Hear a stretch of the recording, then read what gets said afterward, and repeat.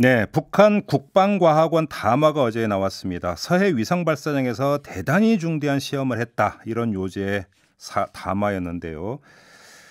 여러 가지 지금 추측이 나오고 있는데 이분 연결해서 도움 말씀 들어보도록 하겠습니다. 조성열 국가안보전략연구원 자문연구위원 전화로 연결합니다. 자, 위원님 나와 계시죠? 예, 안녕하세요. 네, 안녕하세요, 위원님. 대단히 중대한 시험이 결국은 고체 연료 시험 아니었느냐. ICBM급 발사체의 고체 연료 시험이었을 가능성이 높다라고는 분석이 많은 것 같습니다. 위원님도 이렇게 보세요? 예, 근데 저는 뭐 꼭 그렇게 동의하지는 않고요. 아, 예. 왜냐하면은 지금 이번에 국방과학원이 밝힌 곳을 보면은 서해 발사장이라고 얘기를 했거든요. 예. 예, 서해 발사장은 이제 북한 주장에 따르면 이제 6번에 걸쳐 가지고 예. 우주 로켓을 발사한 곳이고요. 예. 예, 그리고 가장 최근에는 이제 2016년 2월 달에 이제 그 광명성 4호를 쏘아 올린 적이 있는데요. 네. 그렇기 때문에 아마도 고출력 그 엔진 연소 시험이 아니었나 생각합니다. 아, 그래요? 그래서 예, 그렇게 되면 이제 액체 연료가 되죠. 고체 연료라기보다는. 아, 그래요? 자, 일단 이전부터 확인했죠. 서해 위성 발사장이 지금 동창리를 이야기한다. 이건 맞는 겁니까? 예, 그렇습니다. 우리가 보통 이제 동창리 미사일 발사장이라고 부르는데 네. 북한의 공식 명칭은 이제 서해 우주 발사장입니다. 네. 그게 이제 우리는 그래서 북한이 실제로 그쪽에서는 공개적으로 그 탄도미사일을 쏜 적은 없고요. 주로 이제 그 세 차례 걸쳐서 ICBM급 탄도미사일 쐈는데 그 경우는 모두 이제 이동 발사대 TEL이라고 하는 걸 이용해서 쐈습니다. 예. 그렇기 때문에 공개적으로 이제 서해 발사장에서 엔진 시험했다는 것은 아마 북한 입장에서 본다면은 과거에 했던 대륙간 탄도미사일 시험 발사를 또 한다기보다는 네. 새로운 이제 고출력 엔진을 좀 시험한 것이 아닌가 생각합니다. 아, 그런데 이제 이게 이 ICBM이나 그 위성이나 결국은 원리는 똑같지 않느냐 이렇게 이야기하는 사람도 있던데 아닌가요? 예, 그 기술은 뭐 원천 기술은 같다고 볼 수 있습니다만은 네. 지금 북한이 이제 군사적인 목적으로 내세운 것도 있지만 네. 사실 북한 스스로도 네. 우주 개발 계획을 지금 추진하고 있거든요. 예. 그래서 북한 스스로는 이제 그 2022년까지 독자적인 그 GPS를 이제 구축하겠다는 것이고 이걸 위해서 예, 정기 궤도 이상을 쏘아올리겠다는 계획이 이미 있습니다. 국가 우주 개발 전망 계획이라고요. 그럼 이게 우리가 보통 이제 군사적으로만 얘기하지만 사실은 또 별도로 마치 우리가 이제 나라호 우주 계획을 시행하듯이 네. 북한도 이런 계획이 별도로 있습니다. 그러면 일각에서는 그 위성 그 발사를 빙자한 ICBM 그러니까 시험 아니냐라는 이야기가 예전부터 있었는데 그게 아니라 북한의 실제 목표가 위성을 쏘아 올리는 것일 수도 있다 이런 말씀이신가요? 정리를 하면? 예. 왜 그러냐면은 요번에 보면은 그 대단히 중요한 시험이라고 하면서 동시에 이제 새로운 어떤 전략적 지위의 변화가 있을 것이다 이렇게 얘기를 했거든요. 네. 예, 근데 그 부분은 이제 북한이 지난번에 ICBM을 쏜 뒤에 이미 전략적 국가가 됐다고 얘기를 했거든요. 그럴 때는 변화라는 말을 했을 때는 이제 한 단계 더 높아졌다 이런 얘기를 하는 것 같습니다. 그 전에 핵무력 완성이라고 선언한 적이 있었죠. 예. 그 직후에는 이제 전략적 국가가 됐다 이렇게 얘기했거든요. 그러면 여기서 이제 전략적 지위를 또 한 번 변화시키는 데서 중요한 작용을 하게 될 것이다.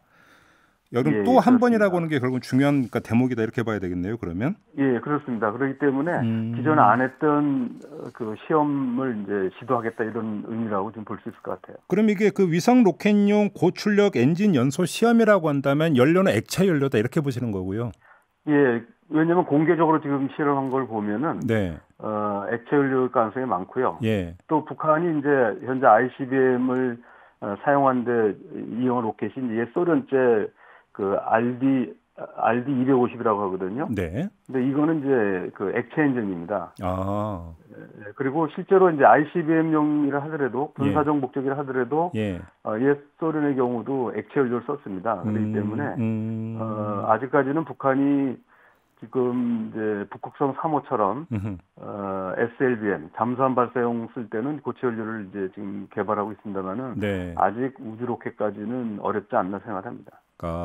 그러면 그 한국과 미국의 군사정보 당국이 이 내용을 지금쯤 파악하고 있을 거라고 보세요? 아니면 아직 안 돼 있다고 보세요?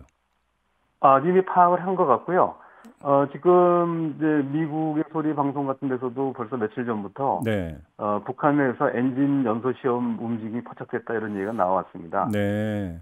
네, 그래서 지금 일단 이번에 한 거는 엔진 연소 시험이 맞는 것 같고요. 네. 다만 이제 목적이 지금 말씀하신 것처럼 이제 우주 로켓인지 아니면 ICBM인지에 대해서는 사실은 뭐 그 자체로 엔진 시험만 가지고는 확인할 수는 없습니다. 다만 예. 우리가 볼 때 이제 이 한층 더 높은 단계라고 한다면 북한이 기존의 그 RD-250 북한에서 얘기하면 이제 백두산 엔진이라고 하는데 네. 이 백두산 엔진을 이제 4개를 묶어가지고 예. 우주 로켓을 사용한 그 전례가 있거든요. 러시아에서. 네. 그러면 그런 가능성이 일단 높은 것 같습니다. 며칠 전부터 미국의 정찰기가 계속 한반도 주변에서 어떤 그 비행을 했다는 뉴스가 계속 있어 오지 않았습니까? 그러면 미국 같은 경우도 그 전조를 지금 파악을 하고 계속 그러니까 정찰기를 띄웠다 이렇게 봐야 되는 겁니까? 예, 저도 그렇게 생각합니다. 미국에서는 이것이 하루아침에 되는 것이 아니라 네. 여러 이제 장비들이 이동하고 또 여러 가지 이제 그 시설들을 실험실을 갖춰야 되고 과학자들이 모이게 되기 때문에 네. 아마 이런 것을 이제 미국에서는 새로운 어떤 움직임으로 보고 아마 정찰기를 띄워서 아마 정밀 감시하고 있었던 것 같습니다. 그러면 지금 그 위원님의 분석이 맞다고 전제한다면 이런 어떤 시험의 심각성은 어느 정도라고 평가를 해야 되는 겁니까? 예, 사실 뭐 군사적으로 보더라도 북한의 이제 그 대륙간 탄도미사일 ICBM 기술을 한 단계 높이는 네. 일종의 정밀화하는 이런 의미가 있다고 봅니다.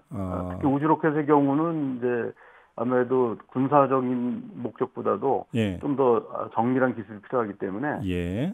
이 부분에서는 이제 북한의 과학 기술이 한 단계 좀 진보되는 의미를 이제 갖는다고 생각합니다. 이게 만약 성공한다면요. 그럼에도 불구하고 고체 연료가 완성이 되지 않았다는 뜻이라고 한다면, 그러니까 지금 어제 오늘 나왔던 분석보다는 아직은 한 단계 미치다 이렇게 봐도 되는 거 아닌가요?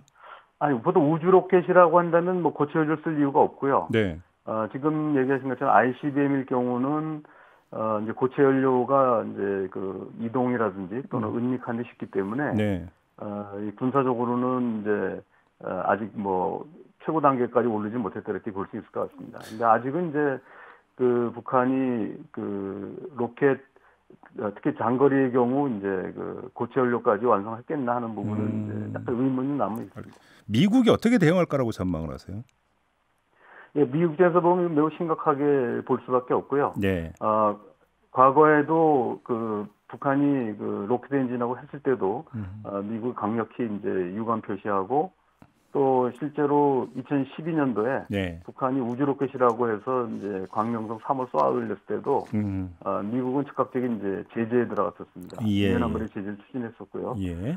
그렇기 때문에 이번에도 미국 입장에서 본다면은 그러니까 북한에 대한 어떤 강력한 경고가 나올 것 같고요.